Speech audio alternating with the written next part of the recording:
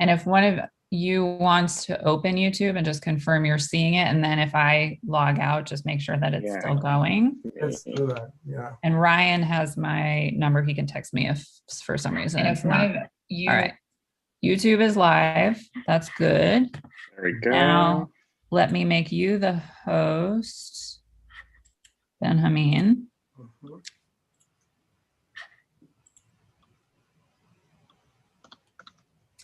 All right. Is YouTube still working? Yeah, looks like it. I Okay. didn't get any notification. I will say host me. Okay, now You see you it? leave. Now you leave for a little Okay. bit. Now I'll leave. And Ryan, text me if I need to jump Yeah, back we're on. good. Okay. Okay. Perfect. Thanks, guys. I'm Thanks so assuming it'll much. be fine, so I won't see you, but if I do, I'll be back. Okay, wonderful. Good. Right. Bye. Bye. Yeah, there we go. Excellent. Okay, that's working. I can start letting people in here. There we go.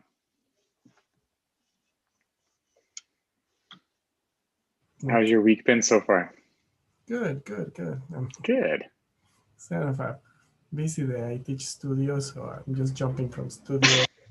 On to the next. But yeah, so it should be good.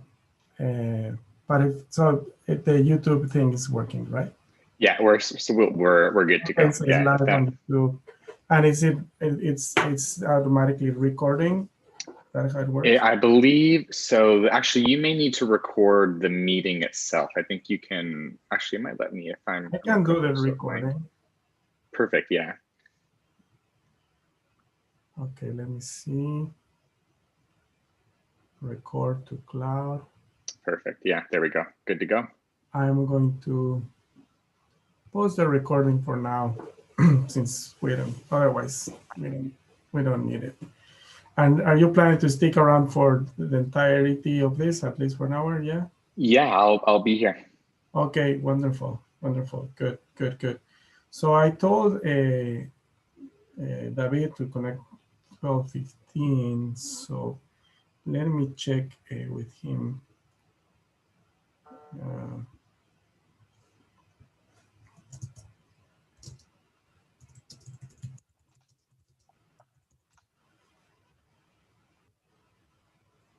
Sending him a text message.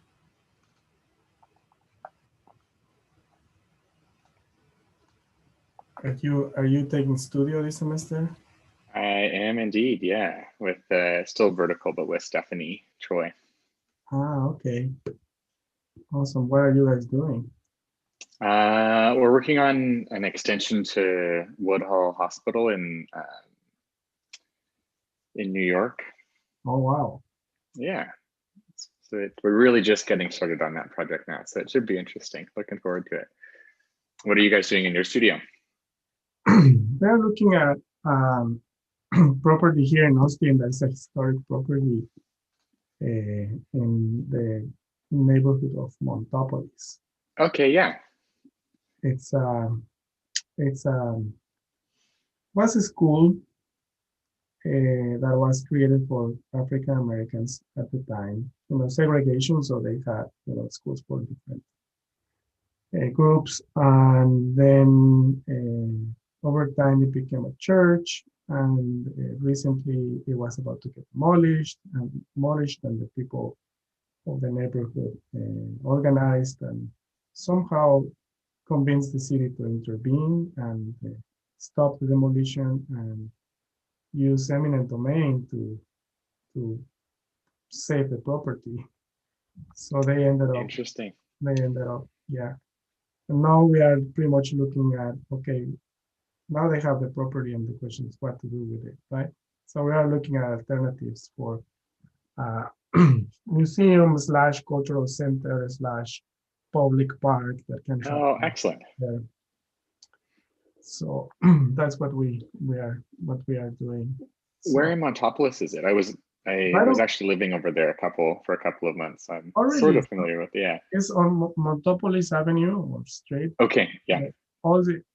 Right before you hit the new, 183 or whatever that new freeway is, a few blocks before that. So the other way around would be if you merge from from the freeway, it will be a couple of blocks on the right side. Okay. Right, it's pretty much if you keep walking, towards the park, then it drops the photography drops. It's right at that area where ecology action is. So kind of at the same. So from ecology action, you see up there, and then you see not the building, but the properties that are kind of lining up with the building. Right. So it's kind of at that area over there. So we'll see. So it has been a fun project. Definitely, yeah.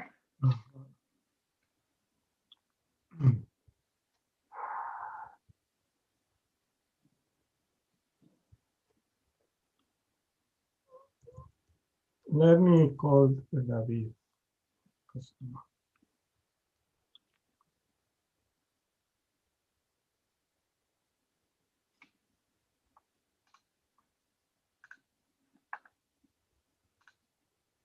I want to silence a little bit.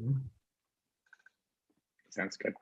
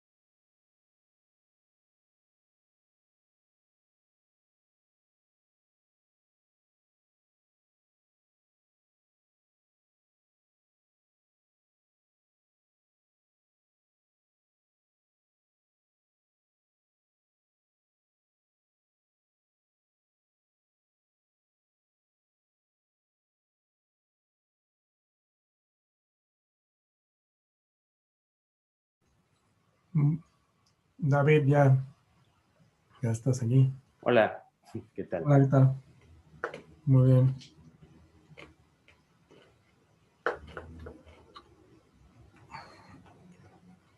A ver, ahora checa si puedes compartir tu... La pantalla.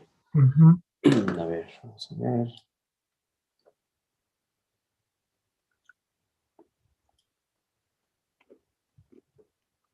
Ok. Ahora vamos a ponerla completa. Ok. Ok, si se ve. A ver, pasa diapositiva. Sí. Pero voy a poner desde la primera. Ahí está. Uh-huh. Ok. Ok. Bueno, Bien. muy bien. Ok, estamos listos. A ver. Listos. Ujú. Muy bien. ¿Cómo estás? Bien, ¿qué tal? ¿Qué tal? ¿Cómo estás tú? Bien, bien, bien. Aquí está. Saliendo de una cosa y ahorita con otra. Pero Ajá, bien, ya sabes, nunca falta. muy bien. Eh, Bien. em, Está buena esa foto. ¿Sabes dónde es? Sí, esto es el antiguo Palacio del Ayuntamiento, lo Ujú. que es la sede del gobierno de la ciudad. Trabajamos ahí en el 2017, 16, 17. Son 11:26. Veo que ya hay algunas personas, pero bueno, esto me imagino es abierto, ¿no? A la comunidad de la universidad.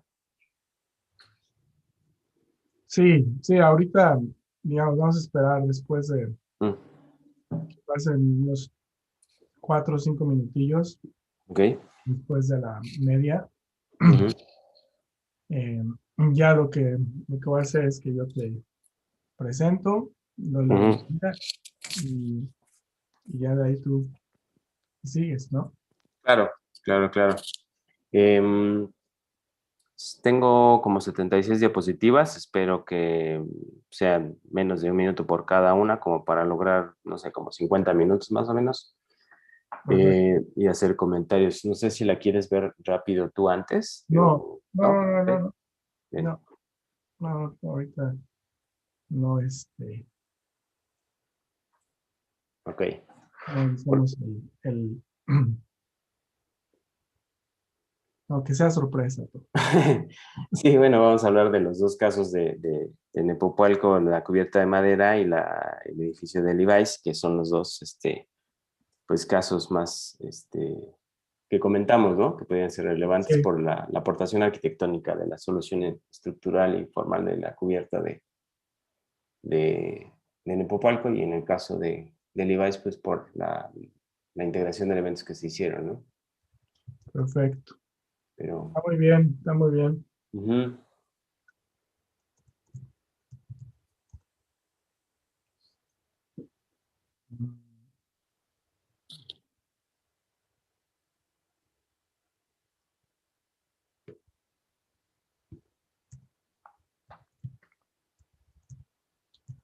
También se está transmitiendo vía YouTube. sí, Entonces, si de repente, o sea, hay muchos clientes que prefieren entrar por YouTube que vía.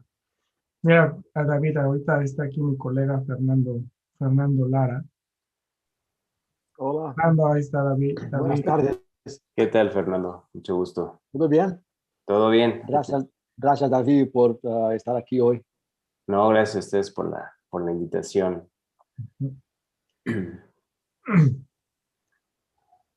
Fernando es profesor también de diseño y de historia, sobre todo. Ah, ok, Tiene perfecto. Sí, un libro en arquitectura contemporánea. Bueno, no, más bien de arquitectura latinoamericana, muy bueno, muy, muy bueno. Ujú, qué padre. Ya tiene muchos años ahí como catedráticos. sí, ya son bastante, ya son 12 años aquí en Austin. O sea, Ah, ok. Benjamin está aquí a como 8 años, 7, sí, voy a hacer 7. 7, sí. Sí, Sí, 2013, sí, voy a ser 8 este año. ok. No, pues qué interesante, ¿no? Siempre la vida académica es otra cosa y lo importante es como la transmisión de conocimiento e información de nuevos cuadros, ¿no? Ese siempre es un reto muy, muy interesante para ustedes, me imagino. Y más allá, ¿no? Que es como otra realidad, otra complejidad también. Sí, sí.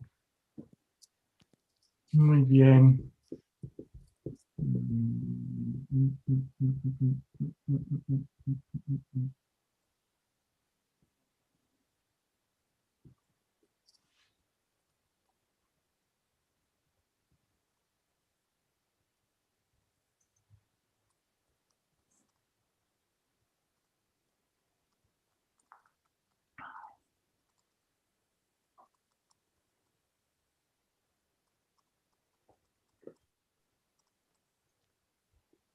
Okay, welcome everyone. We are going to wait a few more minutes for people to sign in, and we know that it's also being streamed in YouTube. So we are just going to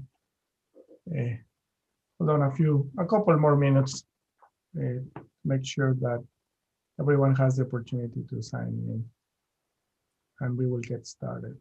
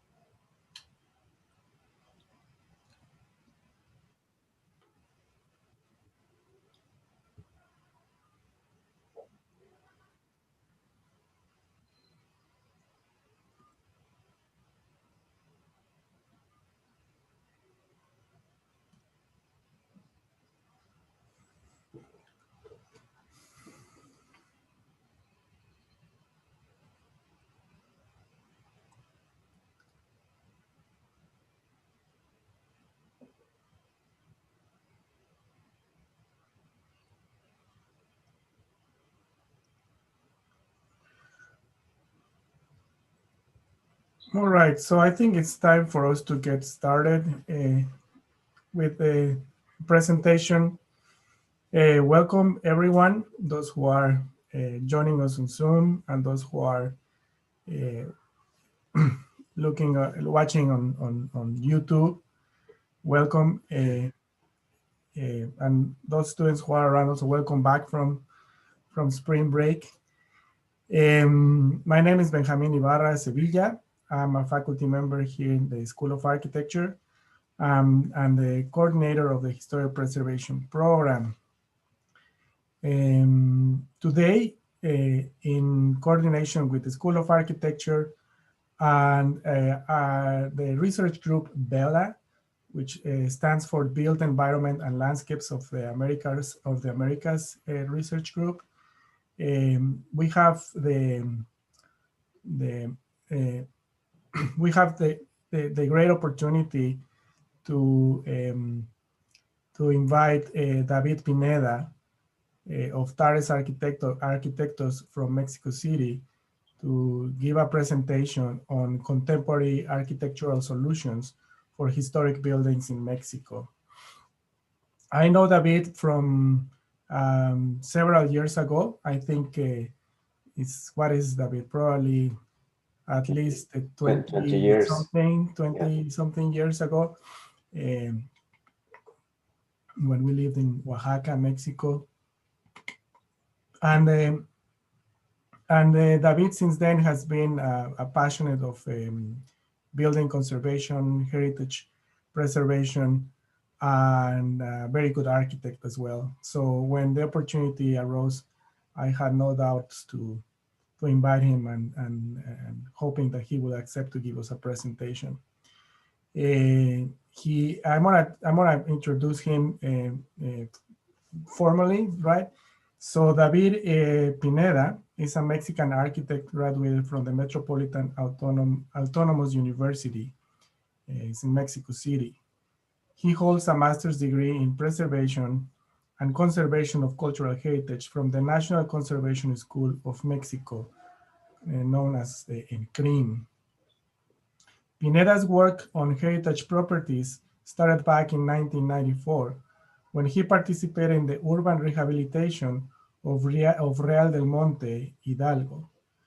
David was part of the team that intervened and restored more than 600 buildings in the state of Oaxaca after the earthquakes of 1999.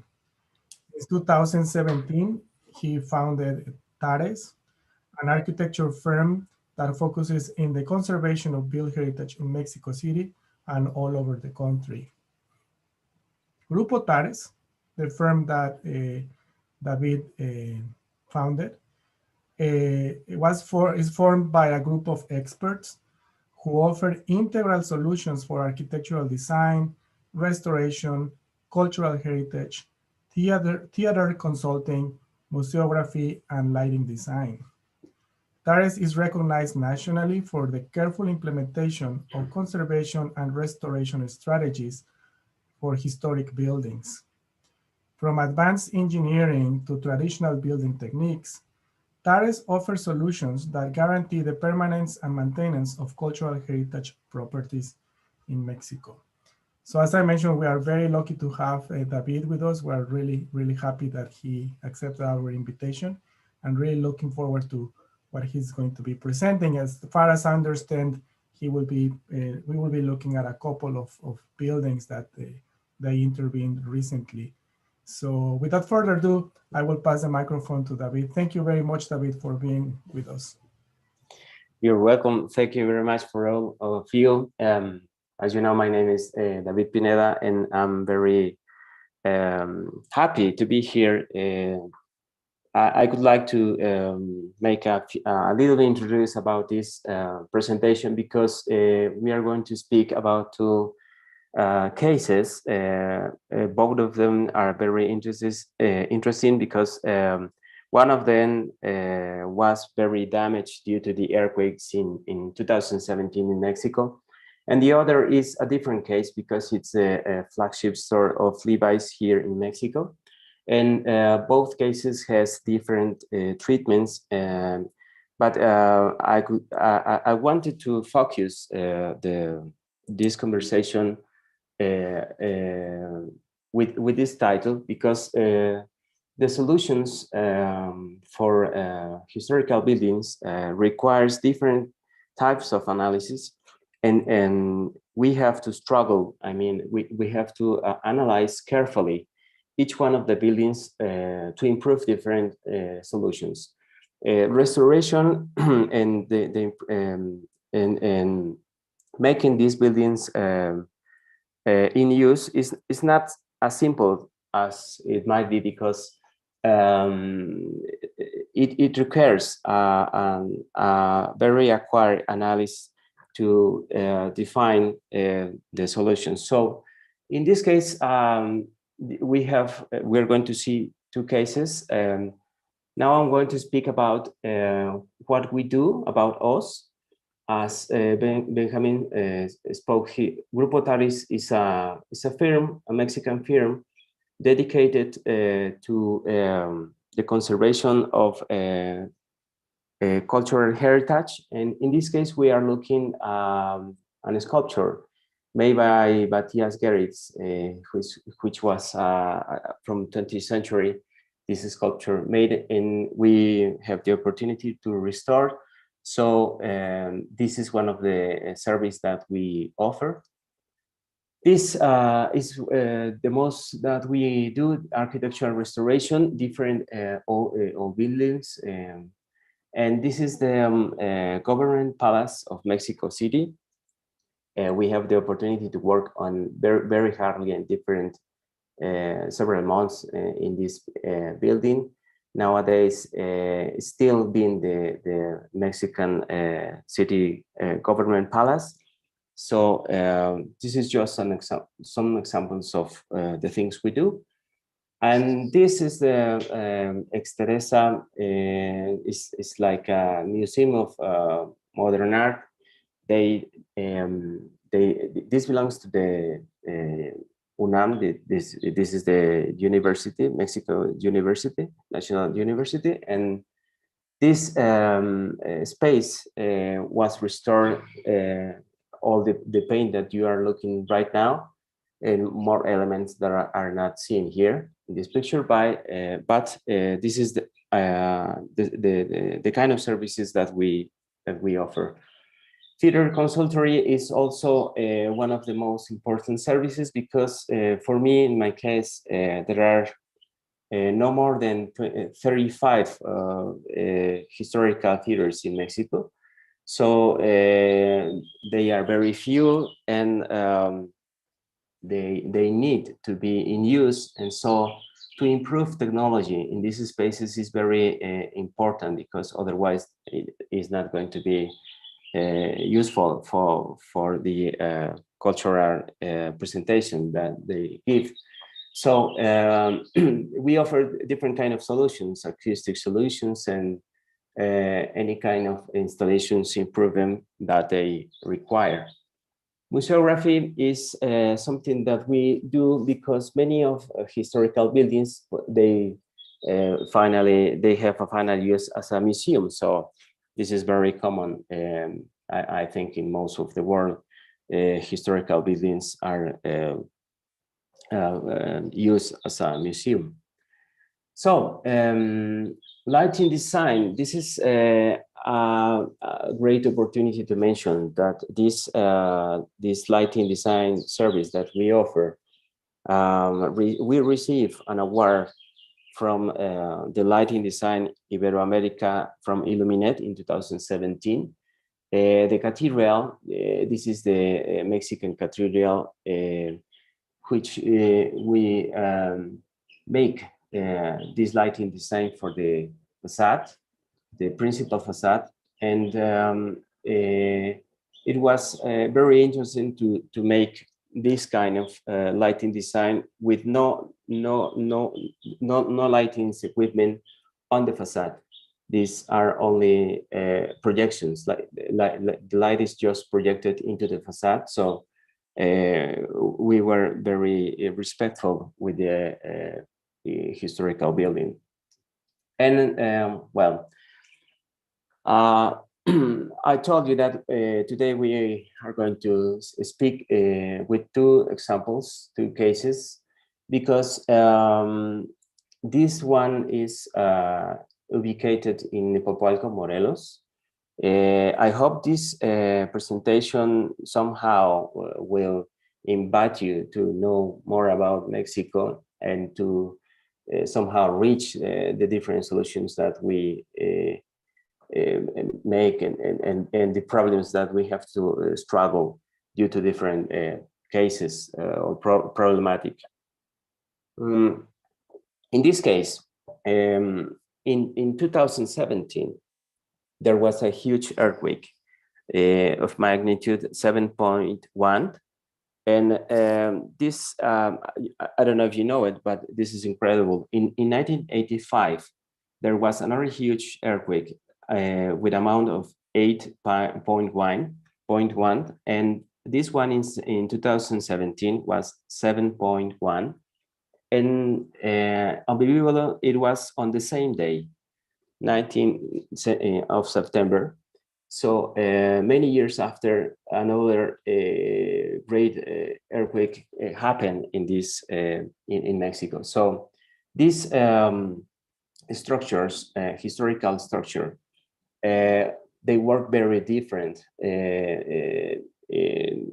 I mean, they are flexible. They are not rigid. So the behavior of these buildings are very different, and so we have to analyze them very careful to make the solutions. So where is this building? This is on the left. You can see a map of Mexico, and with a little dot in blue, this is the state of Morelos, and then in Nepopalco, it's a little village in which you can see on the image on the right in gray the whole space that occupies this building, the church, and the pre-existing areas which we are going to see right now. This is kind of the historic context, because as you can see, this was an ancient culture called Chichimecas, which they arrived to this area a long time ago. And so for us in Mexico, it's very common to refer the pre-Hispanic cultures before the arrival of new cultures from Spain. And now Mexico, we are a mixed culture due to this contact, which was in 16th century. And I believe there was more a process of evangelize, joining two cultures, the pre-Hispanic cultures and the Spain culture. So this kind of syncretism was made in 16th century. But in this case, Chichimecas were already in this area. And in this case of Nepopualco, it's an open chapel from 16th century. So these are some of the few photos that we found of this space. If you see my cursor, you will see these remains of prehistoric rooms, which is in this area.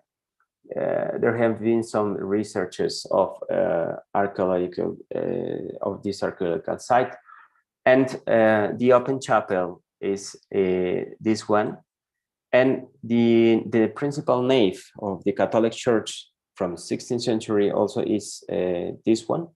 And so we will see this on detail later, but just to have this context, this is how it was, the different buildings eras that are presently in this case.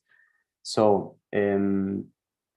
this is a very interesting comparison between two images, because these photos belongs one before the earthquake in 2017. As you can see, there was some arcs here, and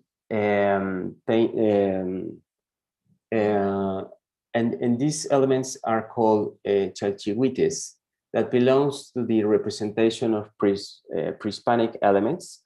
This is made of mural painting. So this was very important for this site, because these elements belongs to 16th century, and the rest of the building, as you can see, it was in a good state after the earthquake. As you can see on these images, these arcs collapsed, and most of the building collapsed too. You will see now later, but this is an important comparison of two photographs that show how was really a huge damage. The earthquake produced huge damage in this place. So as you can see here, this is the interior of the nave. On the left, this is the altar, and this is the remains of the altar. So this, there used to be walls in the background, and after the earthquake, they collapsed. This is the place in which the horse of Santiago Apostol was. This is the sculpture that was also restored. And this is the area in which the open chapel was, or at least the two arcs that we were looking before.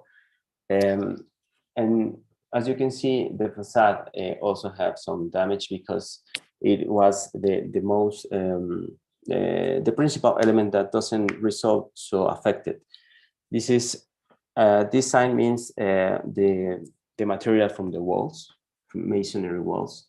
So as you can see in this image, it was kind of a cemetery, because these stones were only in this area, just left that because this building require a huge intervention to reuse or to restore in this case. So to approach the analysis, we have to make the recognition of damages, but this is a section in which you can see it used to have a bolt. As you can see here, there was a bolt, but it was, I think, 80% collapsed. and mostly most of the walls, masonry walls, also collapsed. And it used to have a vault on the area of the sacristy and sorry, in the presbytery. And so most of the building have a big damage. So in this section, you only you can appreciate how the internal facade also has some damage, but this area was stable. So these columns are only the remainings of the open chapel that are no longer there, because they also are in a state of ruin. And this is the area in which we think there are some archaeological remainings. After the earthquakes, the government improved several immediate actions to preventive more damages. So we make the stabilization or of these these remainings of the vault. So in order to keep them and in order to enter to these spaces and make a precise analysis of these architecture elements. As you know, these projects require an intensive project to analyze and to have the final results of result of the intervention, the proposal of the intervention. I mean, this is a photo of the interior. As you can see, there used to be a barrel vault here, which no longer exists. And this is the process of making these immediate actions to prevent more damages. And before this, we move any kind of object of value, especially sculptures and some other elements of the interior of the nave. And as you can see, this is not immediately after the war, because the earthquake, because this is an images after after taking these actions to maintain what was left after the earthquake. This is a most proper view, because you can see the whole area. As I was spoken before, this area belongs to the architectural sites. This area was the open chapel. You can see some columns still there. And these fragments that you see here on the floor belongs to the arcade, or to these arcs that were collapsed. This has the remains of the Chalchihuites painting that I mentioned before. And so, as you can see, there are only some little pieces, fragments of what it was built there. We think in this area, in the presbytery, there was another vault. I think this vault was not the original one, and so we think the cause of the damage was that the principal arc of the presbytery in this area of the altar, I think this arc collapsed, and therefore the vault collapsed to this area of the floor on the interior of the nave. So the whole barrel vault collapsed, or most of it collapsed into it, and somehow move the walls into the floor. So basically, many areas of the walls were damaged. I think more than 80%. This is an image of the process, because as you can see, we were working there, making these new walls, because as you saw on the pictures before, there was no walls in this area due to the earthquake. But these are some also interior images, as I was spoken. The altar, in which here was the area of the sculpture, and there used to be here the walls and a vault that covered this area, no longer existing. And the remainings of the burial vault you can see here, and the fabric. This is very interesting, because this is masonry, but these kind of stones were rounded. They were not shaped. So in speaking about structural working, this building was not very well constructed, because this kind of stone did not have to protect the building from the earthquakes. So this is on the picture on the left. It's the way we move. We have to move the bells from the facade, because to work the whole structure, we have to protect them. So we move them temporarily to another area in which the community can keep calling or making the bells sound to call for different services. This was very important, because the community in this area need to ring the bell to make their ceremony. So as you may realize, the community no longer can use this space in this situation. So somehow they have to keep using this religious site. This is the architectural idea of the remainings of the open chapels. This one, as you can see,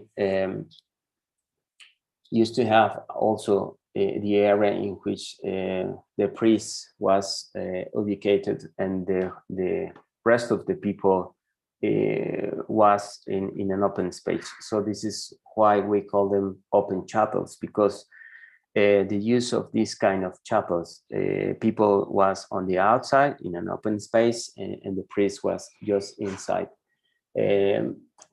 I think this maybe have a core on these sides, on the left or right side. I'm not quite sure, but I think it was designed somehow to have also a sacristy and maybe a core.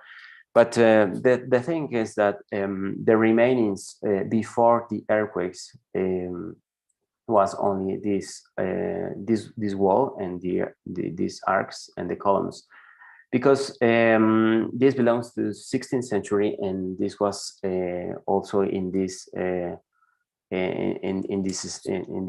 state of ruin somehow. But after the earthquake, you saw how this wall and this arcade collapsed, and some of these columns too, and this vault that I was spoken before in this area. This is the one that I think provoked the huge damage inside the burial vault, because I think this one, due to the lack of resistance of the principal arc, it collapsed, I think, this way inside to this burial vault. So all these walls collapsed too. This area does not collapse and is still in good shape. These are some images, as I was spoken of, this mural painting that was on the upper side of this wall. these elements are called chalchihuites because this is a kind of a replica of archaeological elements. So these were very important because we believe they belong to 16th century. And as you can see, before the earthquake, these arcs were kind of alone. I mean, they have no more the whole of the elements that it used to have this open chapel. So it was not stable. As I think if it would be more stable before the earthquake, maybe it wouldn't collapse, but I'm not sure, obviously. But this is how it was before. The use of this space for the community is just an open space that they use with not a specific use. This is also a problem because these abandoned places requires that the community appropriate the use of these spaces. So in this case, unfortunately, it has not a defined use. This is the remainings of the fragments of these mural paintings, as you saw on the picture that I before. This is kind of a close-up of these chalchihuites. These red paintings were on that wall. And so there was,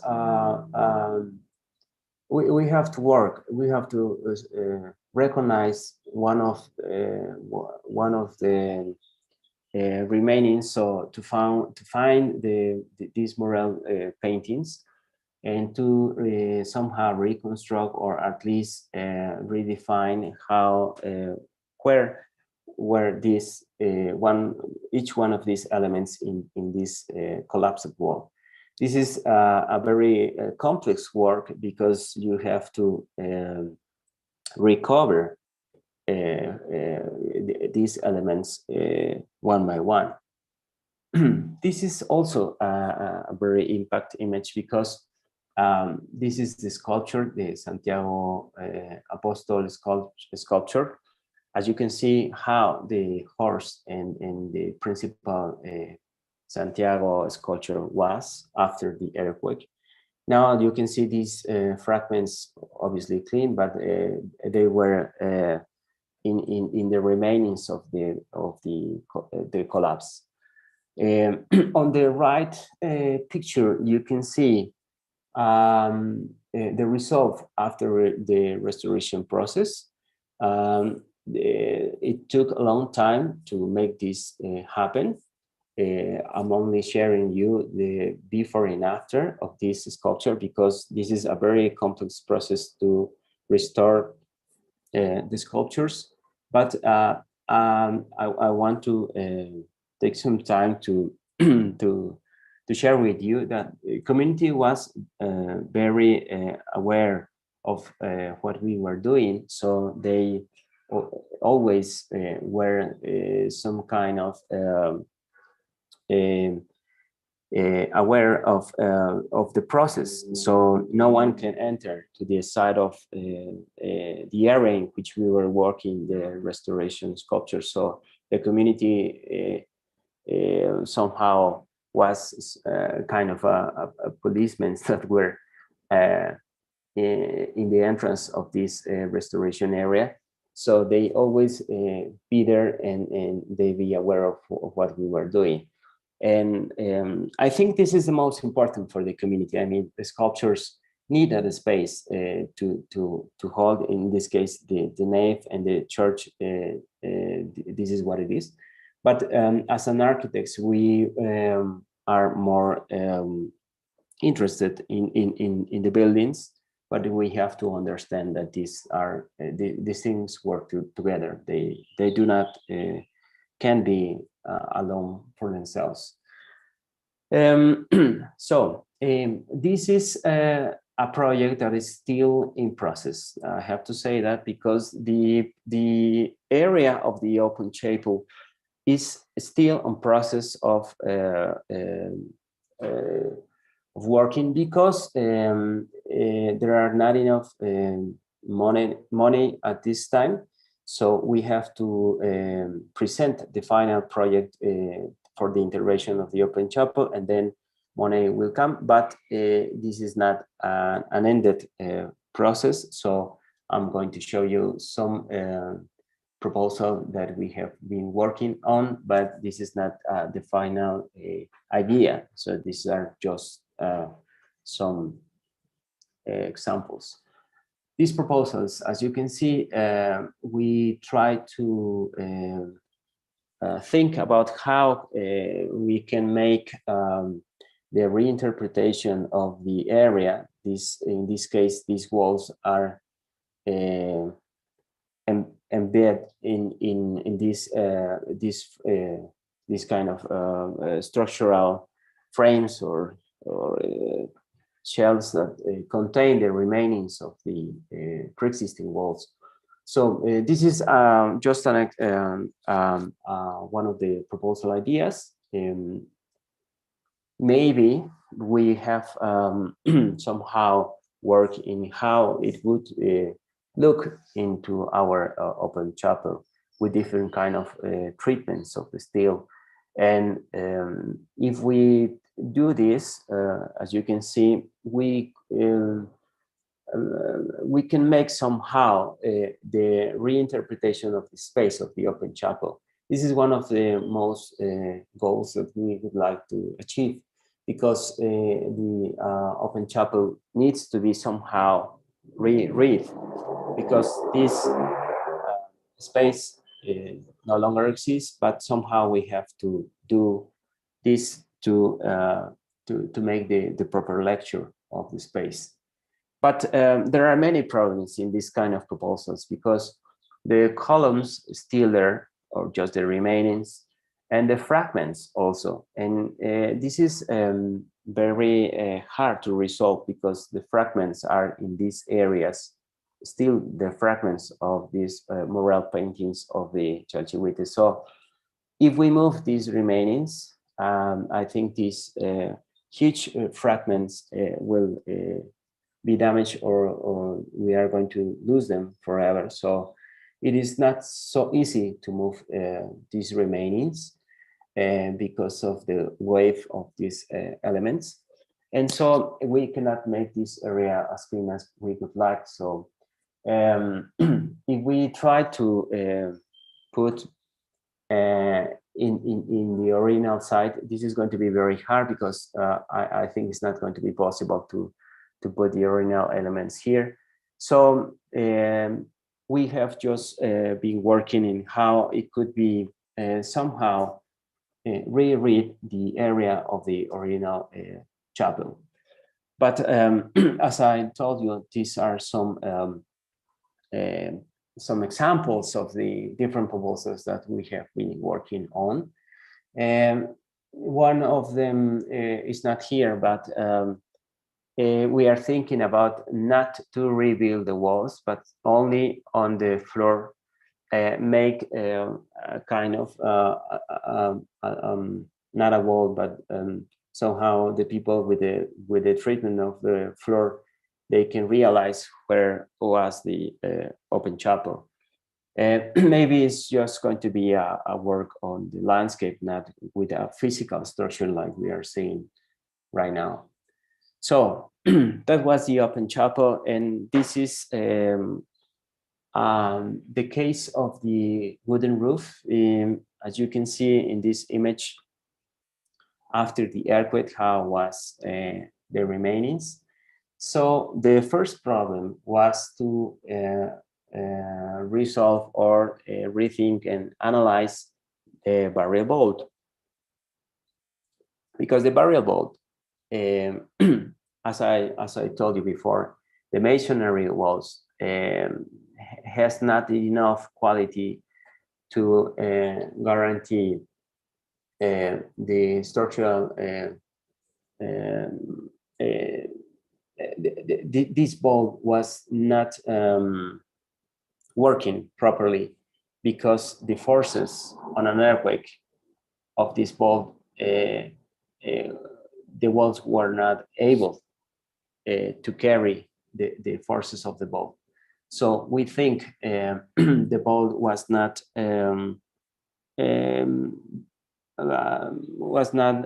properly built or properly designed in case of an earthquake like this.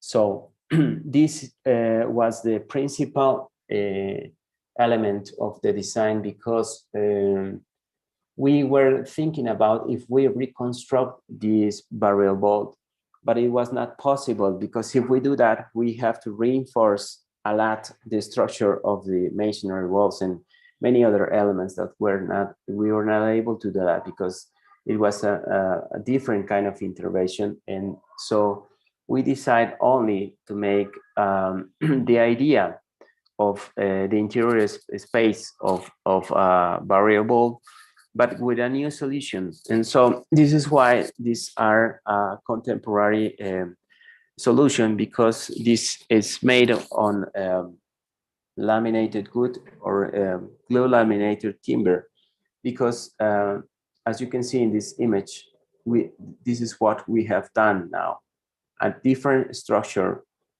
but it works as, or at least the lecture of the space, as a variable on the inside, but in the outside it's just a plain roof. So this is the plan, the architectural plan of the wooden roof. As you can see here, on the presbytery, on the altar area is shorter, but in the nave is longer, and in the area of the core, it has a different solution, because we have good beams along the nave, and the principal idea is to make on the interior these arcs as a barrel bolt, or the lecture of the pre-existing barrel bolt. And these structures are working because the arc work structurally, because it's not ornament, it's an structural element. So this is very interesting, because both the beams and the arc work together to resolve this structure. So this is a new solution. I think there is no other kind of solution here. I don't know if there is another sample like this. And as you can see on the this area, the roof tiles are what we see on the outside, but on the inside you will see these arcs. We also work on an idea of, if we make this closer, to see how the barrel bolt can be reinterpreted, but we decide not to make too much of these shorter elements, as you will see after. These wood beams are embedded into the masonry walls. So this new structure somehow is reinforcing the pre-existing walls and the new walls of this area. Especially this area, most of the walls, the masonry walls, are totally new. And so this structural solution also is helping to keep stable the facade. This is a structural solution of the roof, and a detail. As I was spoken before, this is an arc made of glue laminated timber or laminated wood, which has these brackets that are embedded into the masonry walls. And these are about 15 inches inside the walls. And as you can see, here are some of the dimensions of these elements. This is, for example, a 4 by 8 inches dimension of the arc. So the idea of this structure is very simple. The arc somehow transmit the force, the wave of the roof to the walls. And on the outside, we will see this roof tile, but on the inside, the arc. This was a process, a large process, because to make this laminated good, we have to make special pieces one by one. So as you can see, we start mounting these arcs on this area, and along the nave, we were constructing very carefully, because we have to work in different areas at the same time. For example, these remainings of the variable, we have to remove them, because we were changing the way the roof was to this new structure. In the area of the core and up and down and under the core, there also is a bolt that was very damaged due to the earthquake. So we have to stabilize all the building before making this happen. But the most important job was to make this new structure for the roof. As you can see, the wood beams are laminated and with these joints with bolts. We were making this good structure. This is an interesting detail, because as you can see, the arc, how it's received by the bracket on the wall, and so the forces are transmit to the walls directly, and here by these good beams.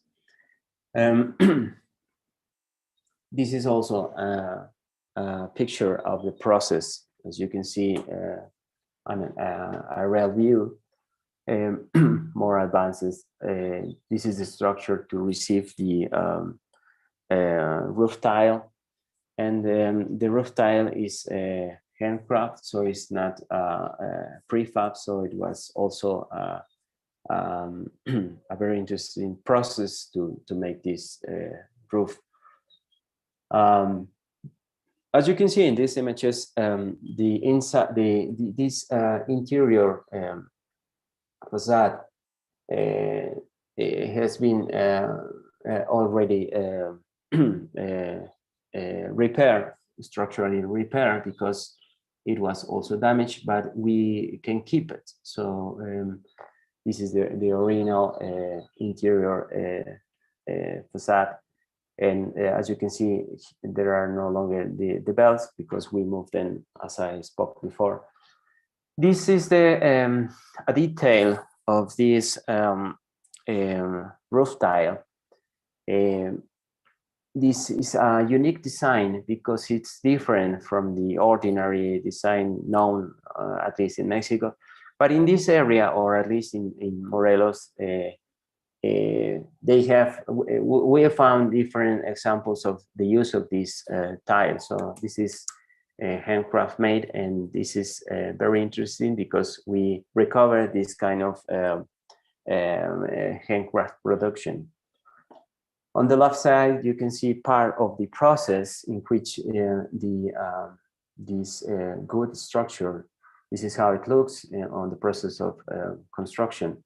As you can see, the area of the core, also we have to restore all the damages inside. So these walls we applicate a high calcium lime plaster to recover these masonry walls. So this is part of the process. This is a sample that we made on the inside, as I was spoken before. We were trying to see if somehow these elements of good give us the lecture of the variable or just the arcs. We make different samples with different spaces between these elements, but we found this kind of aggressive or kind of somehow unnecessary, because the structure is very clean. As you can see on the left picture, the structure is very clean, and it needs to be read somehow as simple as this. So these arcs, the continuous elements of these arcs, can make us feel somehow, or at least to recall the variable pre-existing. So we decide not to put these elements. As you can see, this is images of the final result of this structure. I told you that the job is not already done, because on the interior we have many things to do, but this is one of the final results. The roof is already done, and I don't know if you remember the previously images of the altar, in which we only found this area that I'm indicating right now, because this new area, we have to rebuild this altar somehow, because it was completely collapsed. So as you can see here in this interior picture, the new principal arc and its new elements, and the new masonry walls, and completely the new wood structure. I think the result is very interesting, because somehow this variable can be at least somehow reread, but nowadays we are only watching this roof solution on the interior. This is a detail of these brackets, which are these joints to receive the wave of the roof. This is another interior photo. As I was spoken, we still have to work on the inside to restore the interior. The floor and all of the elements on the inside has not been not yet worked, because the most important job now was to recover the masonry walls and the roof.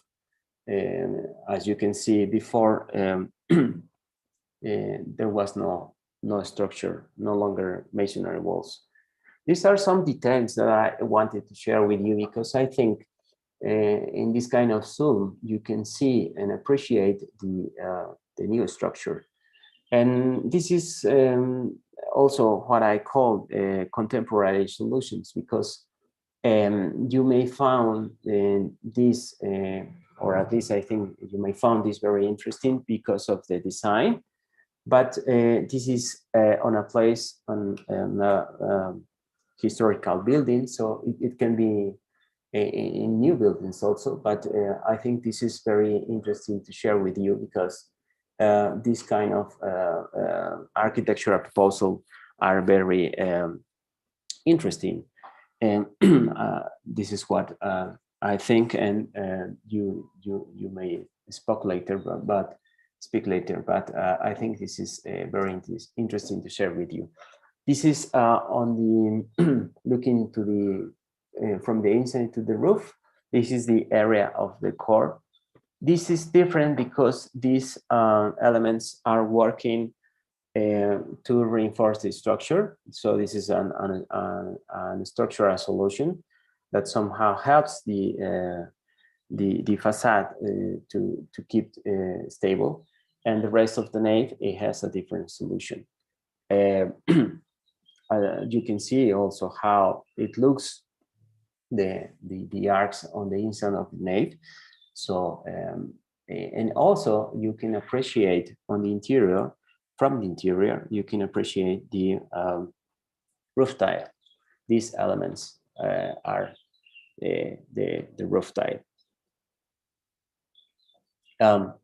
This is both images the same angle, because this is how it was on the left side, the picture. This is how it was, the inside of the church. And this is nowadays what we have done. As I spoke, we have to finish on the interior. Our job is not done yet, but we have initiated the process with the construction of the masonry walls on the roof. I don't know if you remember how it was before, after the earthquake, but this is very interesting how the space is the same, but it somehow changed to this new proposal. These are photos to compare how was it and now how it is. This is the same angle of the core. This is a detail of the roof. And this is an image of the exterior roof tile. This is how we look nowadays. These walls have to be protected with this high calcium lime plaster, which is going to be done after in the near future. And so this is the first case that today I wanted to share with you. And now we are going to pass to the second case of study. This is totally different because this is the flagship store of Levi's here in Mexico City in the street of Madero. So where we are, again, this is the map of Mexico, and this dot belongs to Mexico City, and this is the area of the terrain of now the store. This is the cathedral that I showed you also before, that we have developed a lighting design. And this is also the government palace of Mexico City that we also work, this one. So this is the street of Madero. Now it's only for pedestrians. A little bit of history context. As I told you, in this case, the Aztec or the Mexicas were in this site, and this is very important because this is the areas. I mean, the historical center of Mexico City has a lot of these remainings of these pre-Hispanic remainings. So these are some urban plans of the city in different years, as you can see on the maps. But I would like you to focus on the left map because you can see the pre-existing pre-Hispanic structures. So these areas indicated in red are what the archaeological specialists think that there are a lot of remainings of these structures. And so Madero may be on these areas. So as you can see, as the text says in the blog for Madero 72, the resident of Moctezuma. This is what we think might be under the ground of this store. This is a very interesting aspect. This is also another map of Mexico City, and these are some photos of the street. As you can see, this street, Colmadero, has always been for the use of stores and has always many life. I mean, in the 20th century, as you can see, many people on this area because they were buying a lot of things in these stores. And it has many historic events also. But nowadays, as you can see in these images, well, this was before the pandemic, because somehow and some days it's been closed to the pedestrians. But before the pandemic, a lot of people was walking on this street. And this is the photos that we found of the historical photos of this building. I think this is the oldest one because you can see here some steel elements. These elements of the facade recall somehow how was, I think, on the 18th century at least, and maybe this on the 19th century. And so most of these buildings on the first floor, they are used for a store, and the rest as another use. So this was very typical for this kind of buildings, this kind of mix of commercial use and other use on the upper levels. This is how we found the facade. This is very important because we're going to see the result of the changes. But I will only tell you that take a look to the first level, because this building was a store of frame glasses, lens glasses for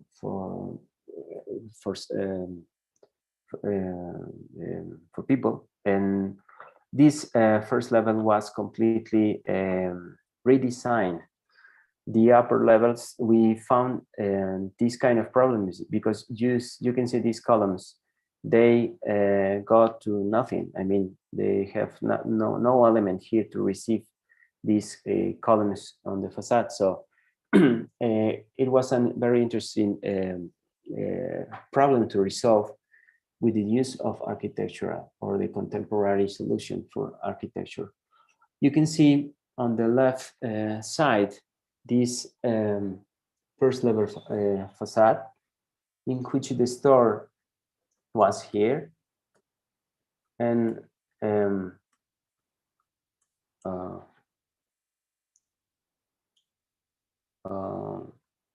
let me see. Oh, okay, just a moment, please. Okay. Okay, well, these photos of the interior, this is how we found the building. We found many problems because how to make the restoration process of this building, but how can we make also the flagship store of Levi's.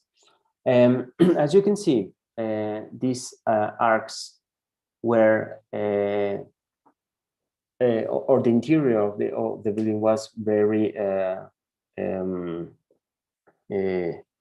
it has a lot of not good maintenance, and it has a lot of modifications of the interior. This is on a slab, a concrete slab, with these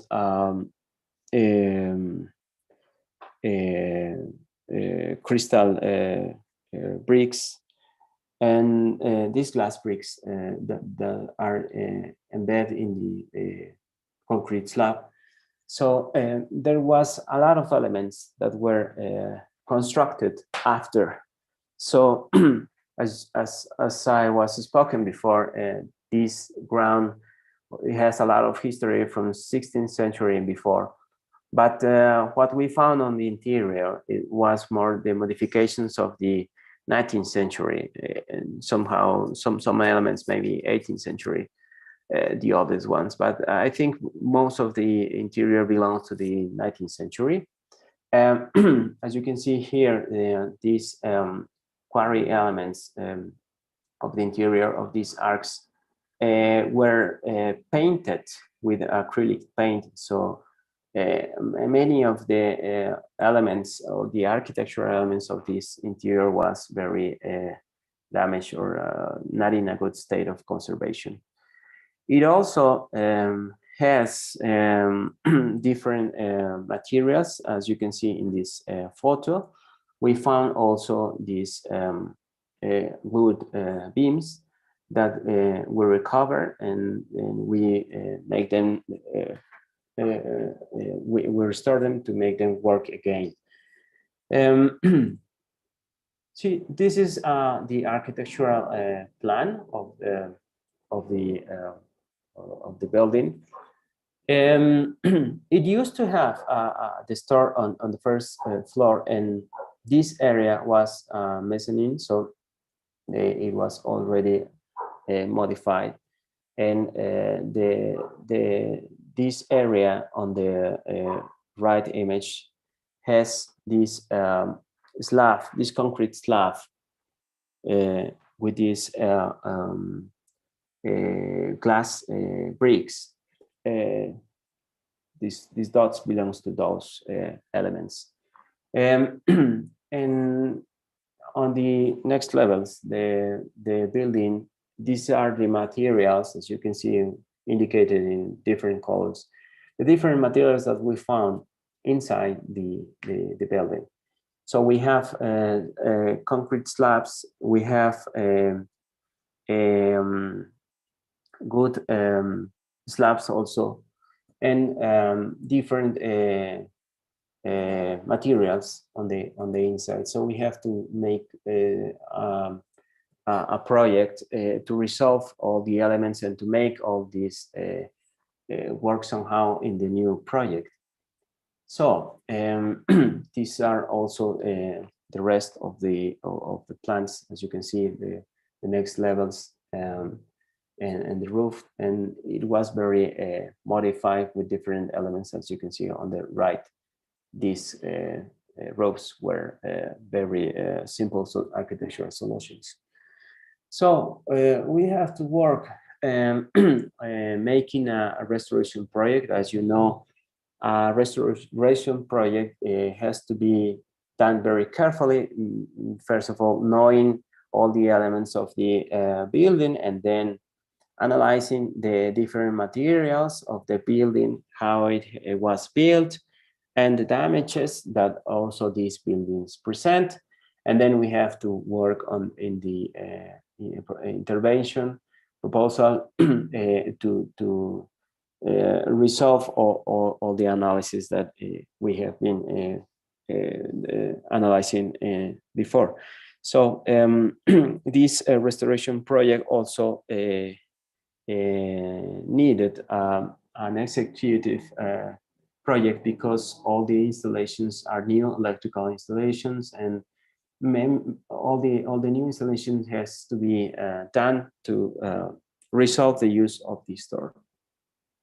This is a section, internal section of the building. So we also have a problem, I mean an architectural problem, because as you can see, this internal facade, it has two levels, very clear, but in the first floor, because there used to be here a concrete slab, we have this huge difference of the internal facade. So this is what this was very interesting to resolve. you might see after. These are the elements of the proposal intervention of, especially to remove some walls, some of the interior walls, because we used to have masonry wall in this area that was not good for the function of the store, and so we have to remove some of the elements of this building. Especially, we remove every new element that was built before, because there was many walls that do not belong to historical elements. So we decide to move any kind of elements that were not original. This is the final intervention plans. As you can see, how the spaces change. As I was spoken, some spaces were open for the use of the store. We integrate two electrical stairs. As you can see, this one and this one. We have also integrated structural steel solutions to hold these stairs. And the idea also was not to touch the original historical building, in order to have very clear the intervention. So as you can see here, this area belongs to a concrete walls for an elevator. So this is also a new element for the store. And the rest of the store is the original building, already restored with this new function.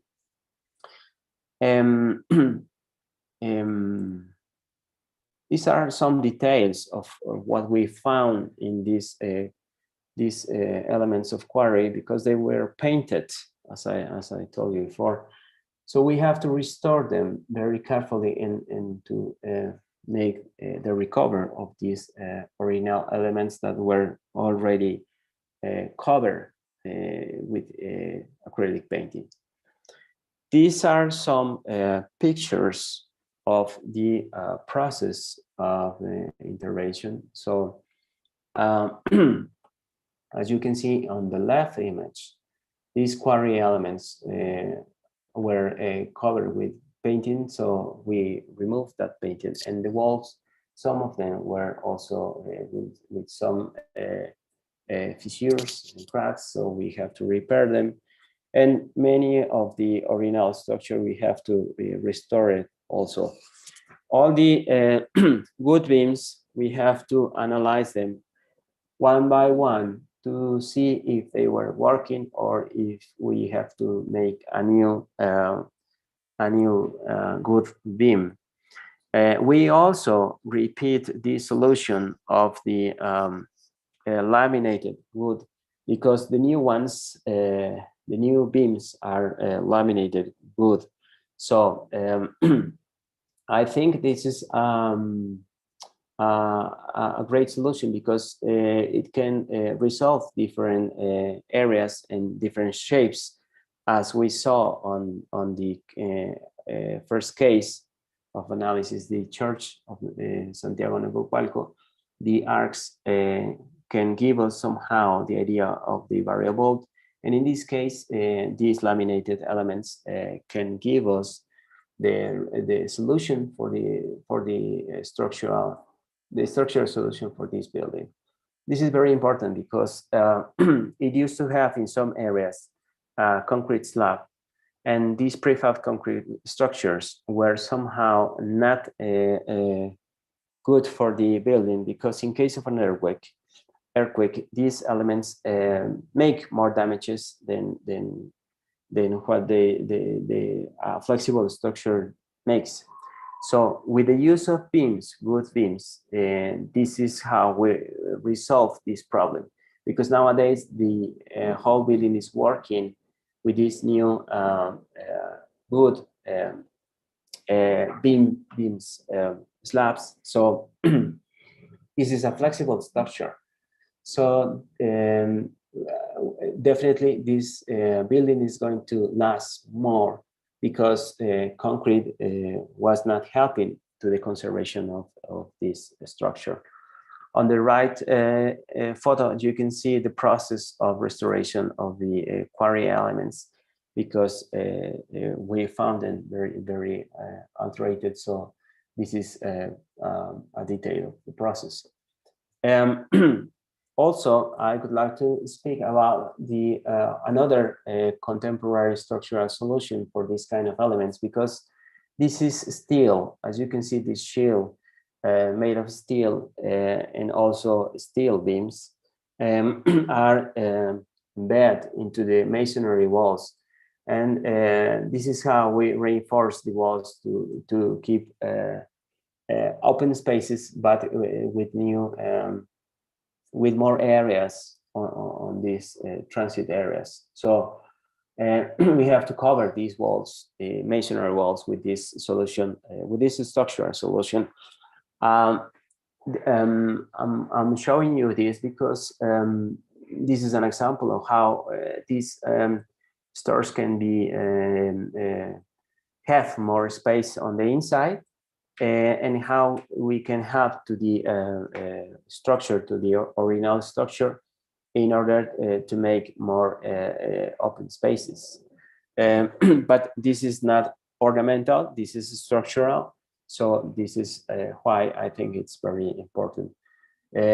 As you can see on the other picture, this is the electrical stair that we incorporate to this building, and how it's only a steel structure. It's completely separated from the original structure. So it helps to preserve the original structure and to make very clear what the new elements are. As you can see, the use of glass and the use of these blue tiles also new. Well, these are some of more interior photos of the process. I was spoken before about these wood beams slabs that are new. And somehow you can see how there is a principal beam embed into the masonry, because this is how we transmit the wave of the slab and for the use of the store. And as I told you before, these walls were also restored and protected with high calcium lime plaster. So in the interior now we have this result. We remove this roof on this photo on the left. This roof has no architecture quality, so we make a different one. We also restore these elements of this area, as you can see, part of the process of restoration, and all the elements of the quarry elements on the inside. This is one of the details that I was spoken before of the interior facade, in which we were working very hardly to restore these elements. Also, this wood beam was also restored, because this is one of the oldest wood beam that is embedded into the masonry, and this is one of the oldest ones. So this is already restored. As you can see here on these images, the walls were consolidated or structurally repaired for to keep them in good shape. I have to tell you that, as you can see these elements, because I have to tell you that we were working on September 2017, and so also the earthquake in Mexico City of 7.1 happens on this in the process of work. So it was very hard for the people that was on the site, because they were working at least more than 80 persons inside the building. And so no one was hurt, and the building worked very well. So the solutions I think we took were very good, because this earthquake does not make more damages. And so this is just an interesting dot to share with you, because we are used to these earthquakes. I think in Texas there are not so much earthquakes. Well, this is an interior photos of the process also. As I was spoken, all the building was structurally working, or at least we help with these elements of good in order to make the job properly. The recover of the good beams, as you can see on the photo of the middle, and some of the process of the liberation or demolished elements that were not originally. And this is some images of the final result. As you can see, these are images of the left one. This is the concrete new elements for the elevator. This is the result of these blue tiles on the floor, and the result of the walls already restored, and the elements of the use of some glass and good elements also. As you can see, this image on the middle, the new electrical stair, in order to visit the second level of the store. The store only has these 2 levels for people, and the other one is a restricted area for them. You can see this also on the right photo, the result of the how we treat the walls, the masonry walls. Some of them are, as you can see, visible, and the rest of them has been recovered with this plaster. As you can see in this image on the left, this is the result of the final process of restoration of these steel elements, and the result of the quarry elements that were already restored. You can see the shape of the shadow of the new roof that we put into this building, and also the result of the good beam that is embedded into this masonry wall. These elements that I spoke before on the other images, these are the final results. This, I think this is interesting, because these elements were covered with paint in some areas with this plaster, so it's not easy to recover and to give this kind of result after how we found them. This is on the right photo. You can see the interior result with the integration of these slabs made of laminated wood beams, and how it's finished with these blue tiles, and in some areas with concrete. So the mix of concrete and with the good beams are working together, but these structures are flexible. So this is very important, because it's no longer rigid. So the structure is going to work very well in the next earthquakes in the future. You can see how the final result for the use of this store. this project, we receive the annual INA award. The INA is the History and Anthropology National Institute.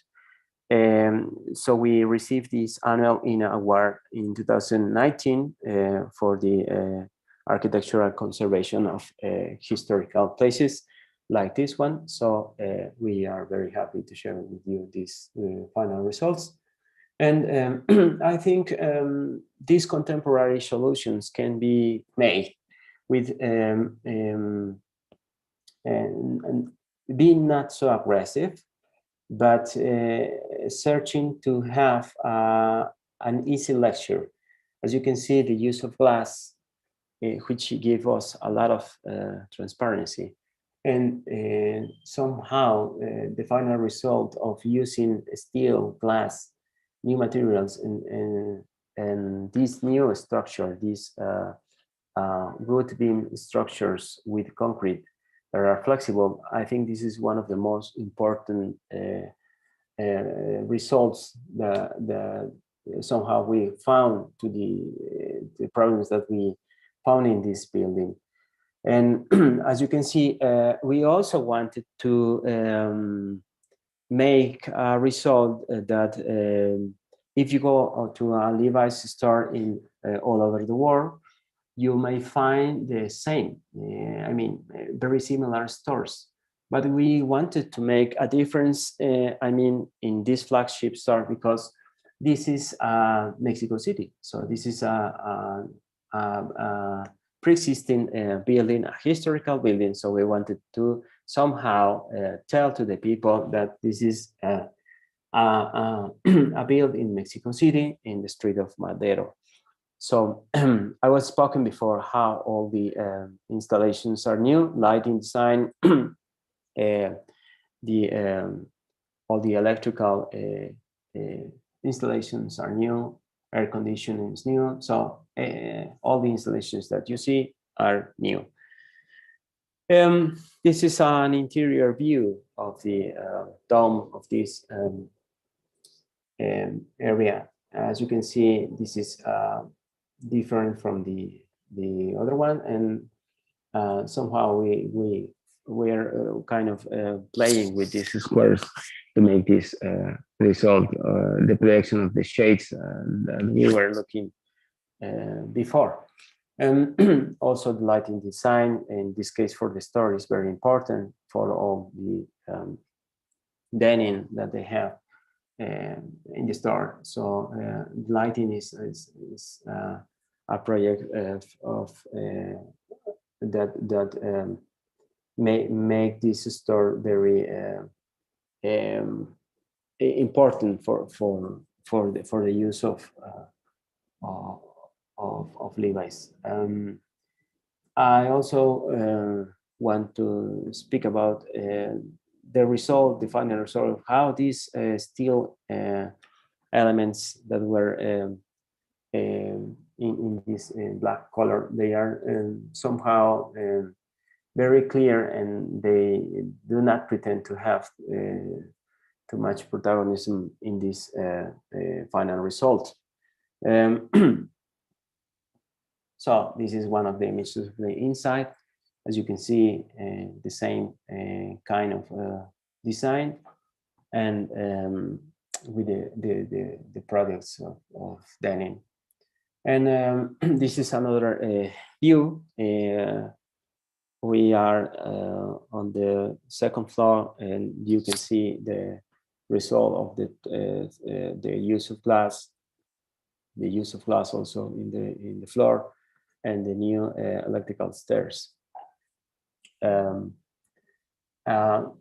this photo, I would like to share you also one more important element. This column is the original structure of the columns are these steel columns that you can see here. These are the original, or at least of the 19th century. So these steel columns are also embedded here in these quarry elements. I was spoken before that this area, this whole area, used to have a concrete slab with glass brick. So we liberated that slab, and the problem was to resolve this internal facade. As you can see, these balconies were kind of the solution that we have given, so the people can take a look to this area. And these elements are completely new, and so somehow they make a difference between this pre-existing facade and the new one, that it's only restored with these steel columns, and you can appreciate the treatment of the wall, the masonry wall. So we left this masonry wall without the plaster, so you can appreciate in detail the fabric. And I think this is one of the most interesting solutions given to this place, because it has many conflicts to resolve. As you recall, there was a concrete slab here, so the arc doesn't have this column, so this is a new one. We decided to make this on quarry, with quarry elements, because we have to make somehow the lecture of both columns that receive this arc. So this is an original one column, and this is a new one. So in this case, it is the way we resolve the this joint of the to receive the arc. So these are some details of these steel columns that we found. As I told you before, these are from 19th century. You can see how it was built at. So this is very interesting. Oh, sorry. Okay.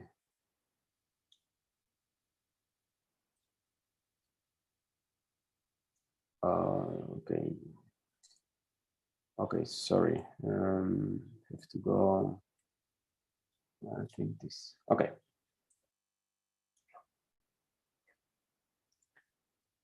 On the right side, you can see the concrete new elements that are helping to resolve the elevator, and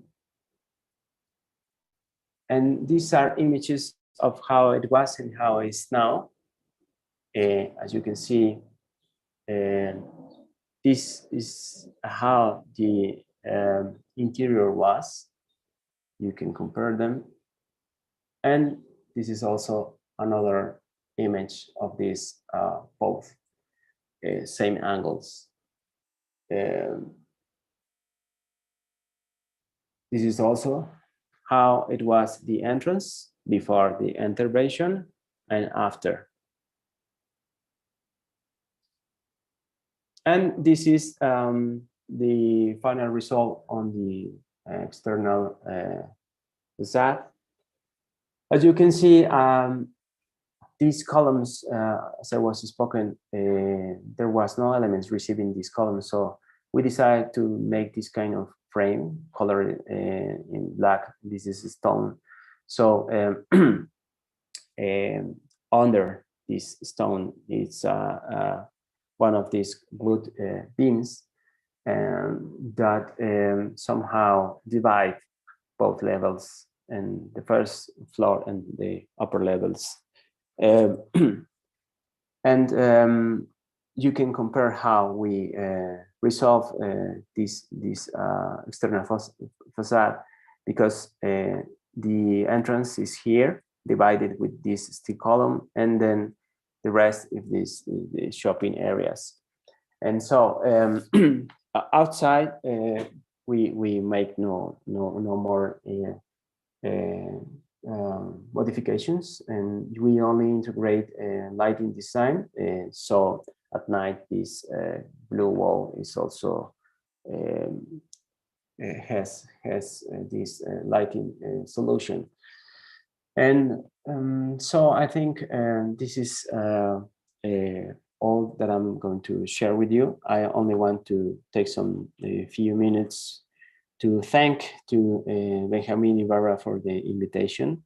I could also would like to thank to my partner, Paola de Rugama, and to the leader team that in the company are some of them. I'm only going to mention some of them. Ané Mancilla, Iván Alvarado, Daniela Perrón, Jessica Frias, Rocío Garcia, Manuel Quijano, that are the leader team or my closest team. And obviously, a lot of people I would like to be acknowledged or make a public acknowledge to all my team. And also I would like to thank Antonio Mondragon from INA that has huge participation in both projects, and to the Mario Ricalde, the engineer involved in these structural solutions in both projects.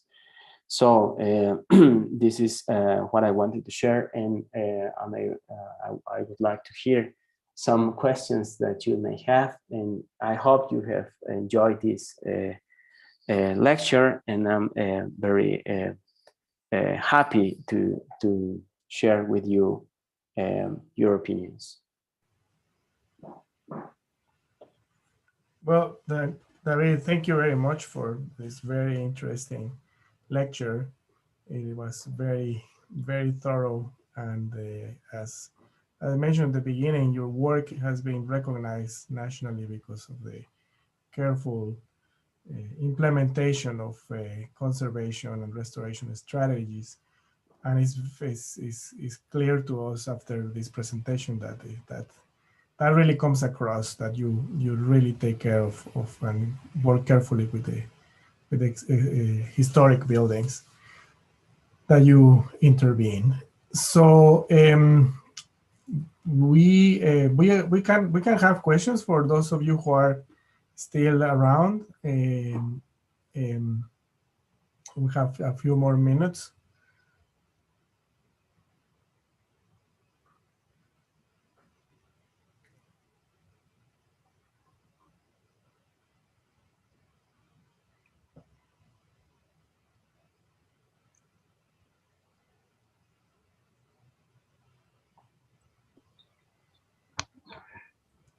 Michael. Hi, Hello. David. Hello. Hello. This is wonderful work. This is great to see. So I hope on the open chapel that you get to do the vertical commemoration in some way. I don't know. I don't know what is deciding that. I can imagine budget is deciding it. But it's such a it's such an unusual and characteristic kind of space, and I think that the renderings that you showed make it possible to understand that space.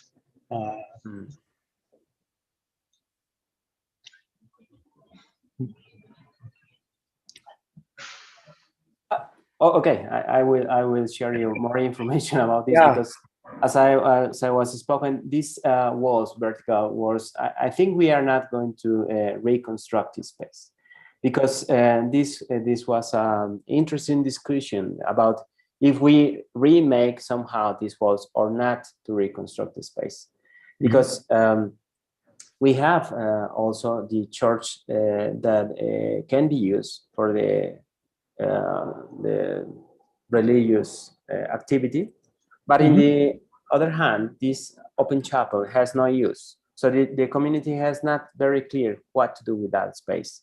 So if we make these new elements with these kind of frames, with this kind of shells, steel shells, I think this is not going to work, because people will not properly understand what they are looking. So maybe we are only to make the recover of the remainings of the mural painting in some kind of museum, a site museum, in which you can appreciate these recovered elements.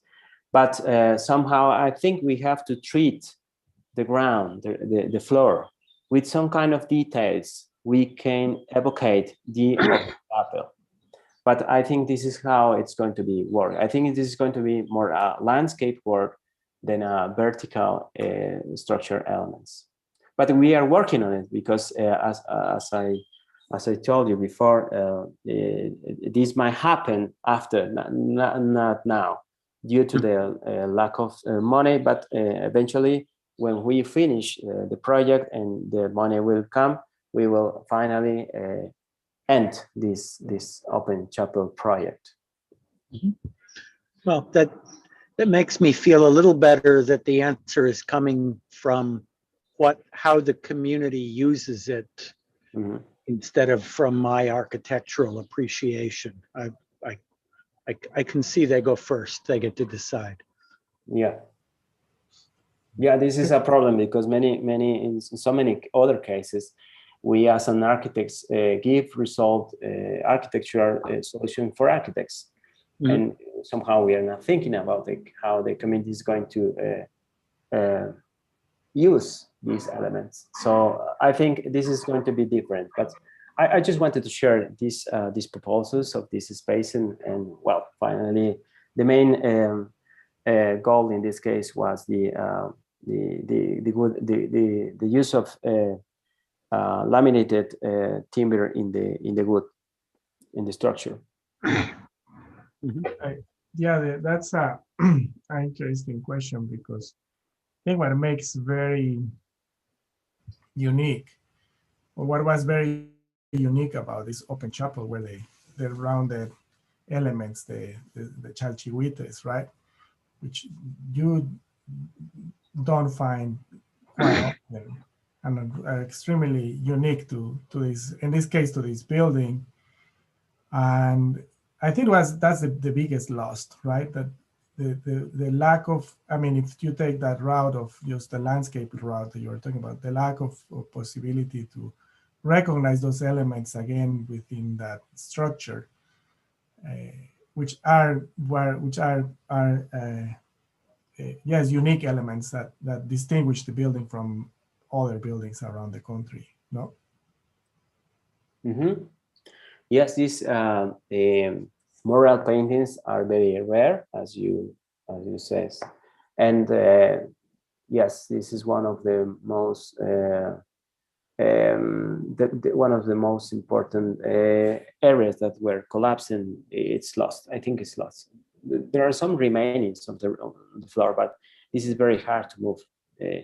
These elements, they might have more than 5 tons of weight, so this is not very easy to move and to preserve these original elements. So we are kind of stuck in this solution. So what can we do to preserve these mural paintings, or to preserve the lecture of the open chapel, or to move these elements to a different area in order to show somehow in a kind of a site museum? But this is not clear because of these problems. Yeah. You would like to see in life these problems, because we can still have an approach of this problem yet. Unfortunately, we have not ended this project, but as you know, restoration projects take a long time to develop and to make them possible. So well, this is now what we have already done. I also think this is maybe kind of an interesting discussion because the barrel bulb that used to be in the nave, it's no longer in that place, and this structure may give the lecture of that barrel bulb. But I think some people may not like the final result. I don't know, in your opinion, if this is very aggressive or enough, enough clear for this structural solution that we give into this building. Well, I mean, I think that was the proper proposition, especially because it comes from the structural integrity of the building, right? Those walls were not going to be able to support that heavy barrel bolt again.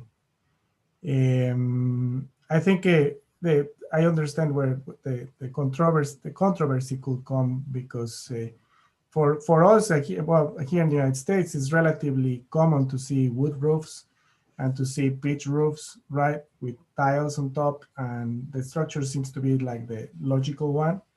However, the building didn't look like that, right, because it had the vault only, it didn't have a roof on top of that.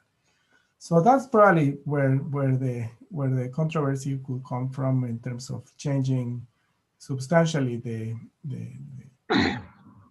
expression of the building. But I mean, it comes from the structural integrity. So I think it's a good solution. I don't know, Michael, what? Yeah.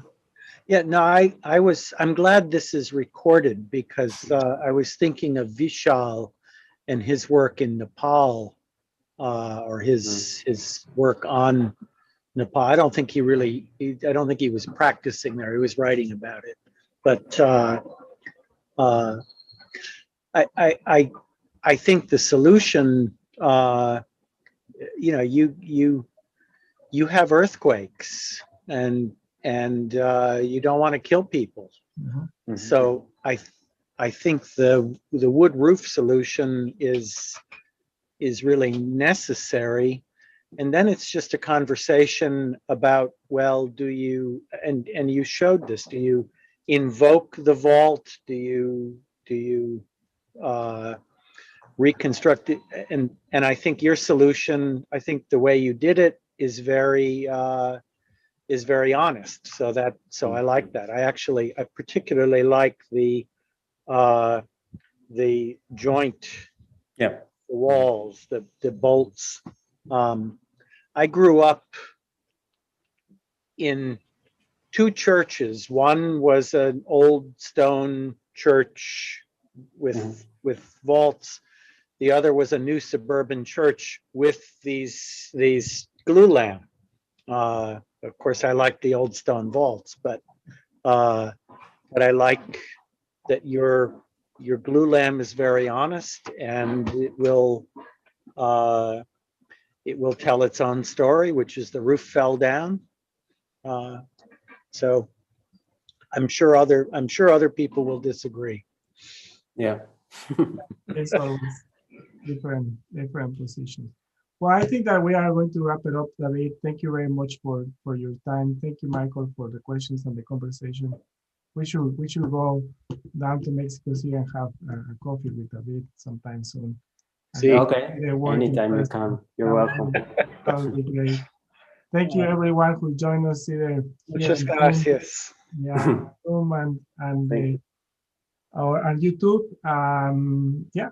Thank you, David, for the great presentation, the great lecture, and yeah, thank you all. Thank you very much to you. Okay, see you soon. Bye.